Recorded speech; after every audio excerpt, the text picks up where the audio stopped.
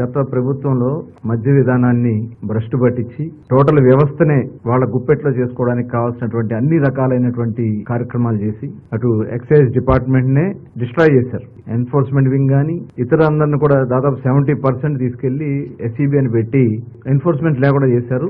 అక్రమ మద్య విధానాన్ని అమలు చేసుకోవడం కోసం కావాల్సినటువంటిది అక్కడి నుంచి స్టార్ట్ అయింది. గవర్నమెంట్ షాప్స్ అని పెట్టించి గవర్నమెంట్ షాప్ లో కేవలం వాళ్ళు చెప్పిన బ్రాండ్స్ మాత్రమే అవైలబుల్ గా ఉండే విధంగా మల్టీనేషనల్ బ్రాండ్స్ మొత్తాన్ని కూడా ఆంధ్రప్రదేశ్ రాష్ట్రంలో రాకుండా చేసేదానికోసం జే బ్రాండ్స్ ని క్రియేట్ చేసుకుని వాటిని మాత్రమే అవైలబుల్ గా ఆ షాప్స్ లో ఏర్పాటు చేసి విచ్చలవిడిగా పేరుకి చెప్పారు. ఎన్నికల్లో కూడా హామీ ఇచ్చారు, మద్యపాన నిషేధం చేస్తా అని చెప్పి 2019 ఎన్నికల్లో రకరకాలుగా మాయమాటలు చెప్పారు. ఆ రోజున దశల వారీగా మద్య విధానాన్ని ఎత్తేస్తాం, కేవలం 5 స్టార్ హోటల్స్ కే పరిమితం చేస్తా ఉన్నారు. రేట్లు విచ్చలవిడిగా పెంచేశారు. ఏమనంటే మద్య వినియోగం తగ్గుద్దని చెప్పారు. ఆ రోజు ప్రభుత్వానికి వచ్చిన ఆదాయం ఇదంతా కూడా వాళ్ళ జేబులో పోయింది.